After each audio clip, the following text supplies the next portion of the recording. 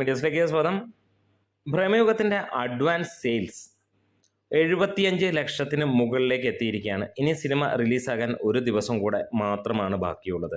2 ദിവസം മുന്നേ അല്ലെങ്കിൽ ഇന്നലെയാണ് സിനിമയുടെ ടിക്കറ്റ് ബുക്കിംഗ് ഒക്കെ തുടങ്ങിയത്. ഇന്നാണ് പ്രോപ്പറായിട്ടുള്ള ടിക്കറ്റ് ബുക്കിംഗ് ഒക്കെ ശരിക്കും സ്റ്റാർട്ട് ചെയ്യുന്നത്. ഇതിനോടകം തന്നെ സിനിമ വലിയ ട്രെൻഡിങ്ങിലേക്ക് എത്തുകയാണ്. ഏറെയും പ്രേക്ഷകർക്ക് തരംഗമാകുന്നു എന്ന് തന്നെ പറയാം. എല്ലാവരുടെയും മനസ്സിൽ ഈ സിനിമ കാണണമെന്നുള്ളൊരു തോന്നൽ വന്നു തുടങ്ങിയിരിക്കുന്നു, പ്രത്യേകിച്ച് ട്രെയിലറിന് ശേഷം എന്ന് പറയാം. പ്രേമയുഗത്തിൻ്റെ അഡ്വാൻസ് എമൗണ്ട് 75 ലക്ഷത്തിന് മുകളിലെത്തിക്കഴിഞ്ഞപ്പോൾ കേരള ബോക്സ് ഓഫീസിൽ പുതിയൊരു റെക്കോർഡാണ് വരുന്നത്. നേര് 2 ദിവസം കൊണ്ട് നേടിയ അല്ലെങ്കിൽ പ്രീസെയിൽ നേടിയ ആ ഒരു കളക്ഷൻ ഇവിടെ കവർ ചെയ്തിരിക്കുന്നു. നേര് 65 ലക്ഷം രൂപയായിരുന്നു പ്രീസെയിലായിട്ട് നേടിയിരുന്നതെങ്കിൽ അത് 667 ഷോകളിൽ നിന്നായിരുന്നു. ഇവിടെ ഭ്രമയുഗം 76 ലക്ഷത്തിലേക്ക് കടന്നിരിക്കുന്നു, 613 ഷോകളിൽ നിന്നായിട്ട്. വേൾഡ് വൈഡ് ആയിട്ട് നമുക്ക് കാണാൻ കഴിയുന്ന വലിയ ട്രെൻഡിങ്ങിൽ തന്നെയാണ് ഈ സിനിമയുടെ ബുക്കിങ്ങും കാര്യങ്ങളും.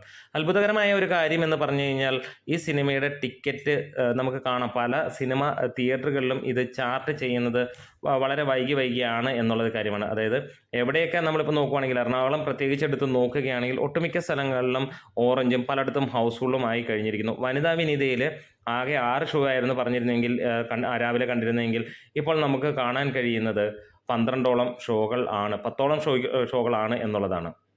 അതിനകത്തിൽ തന്നെ ഇപ്പോൾ ആഡ് ചെയ്ത 2 ഷോകൾ മാത്രമാണ് നമുക്ക് ഗ്രീനിൽ കാണാൻ കഴിയുന്നത്. അതായത് 12:45-നും 3:30-ക്കുമുള്ള ഷോകൾ മാത്രമാണ്. രാത്രി 10 മണിക്കും അല്ലെങ്കിൽ രാവിലെ തൊട്ടുള്ള എല്ലാ ഷോകളും ഈ പറഞ്ഞ പോലെ തന്നെ ഓറഞ്ച് മയം തന്നെ ആണെന്ന് പറയാം. ഇന്ന് നമ്മൾ ടിക്കറ്റ് ബുക്ക് ചെയ്യാൻ നോക്കിക്കഴിഞ്ഞപ്പോൾ ഫാമിലി വൈസായിട്ട് നൈറ്റ് ഒരു ഷോയ്ക്കാണ് ബുക്ക് ചെയ്യാൻ നോക്കിയത്. എറണാകുളത്ത് എങ്ങും തന്നെ കിട്ടിയില്ല. അതായത് നമ്മൾ പല സ്ഥലങ്ങളിലും നോക്കിയെങ്കിലും ആ ടിക്കറ്റ് ലഭ്യമായില്ല എന്നുള്ളതാണ്. ആദ്യമായിട്ടാണ് നമ്മളിങ്ങനെ കാണുന്നത് ഒരു മമ്മൂട്ടി സിനിമയ്ക്ക് പ്രീ സെയിലിലൂടെ ഇത്രത്തോളം ഗംഭീരമായിട്ട് അല്ലെങ്കിൽ 2 ദിവസങ്ങൾക്ക് മുമ്പ് ഇത്രയും വലിയ ഒരു ബുക്കിംഗ് വരുന്നത്. ഒരു പക്ഷേ മലയാള സിനിമയിൽ വിരളമാണ് ഇങ്ങനെയുള്ള കാര്യമെങ്കിലും നമ്മൾ ഇടയ്ക്ക് കാണാറുണ്ട് എന്ന് തന്നെ പറയാം. ഇപ്പോൾ പല സ്ഥലങ്ങളിലും കൂടുതൽ ഷോകൾ ആടിയുന്നു. ഓൾറെഡി നമുക്കറിയാം ഈ ഒരു സിറ്റുവേഷൻ 2 മികച്ച സിനിമകൾ ഓടിക്കൊണ്ടിരിക്കുന്ന ഒരവസരം തന്നെയാണ്. 2 അല്ല 3 മികച്ച സിനിമകൾ, ഒരെണ്ണത്തിൻ്റെ റണ്ണിങ് കഴിയാറായി എന്ന് തന്നെ പറയാം. അതായത് ജയറാം സിനിമയുടെ ബാക്കി 2 സിനിമകളും മികച്ച അഭിപ്രായം, പ്രത്യേകിച്ച് പ്രേമലു എന്ന സിനിമ അതിഗംഭീരമായിട്ടുള്ള അഭിപ്രായം നേടി മുന്നോട്ട് പോകുന്ന ഒരവസരം കൂടിയാണ്. തീർച്ചയായും തിയേറ്ററുകളുടെ എണ്ണത്തിൽ ഒരു ടൈറ്റ് ഉണ്ടാകും എന്നുള്ളതാണ്. ഇവിടെ നമുക്ക് കാണാൻ കഴിയുന്നത് ഈ ഒരു സിനിമയുടെ ബുക്കിംഗ് ഗംഭീരമായിട്ട് തന്നെ പോയിക്കൊണ്ടിരിക്കുന്നു എന്നുള്ളതാണ്.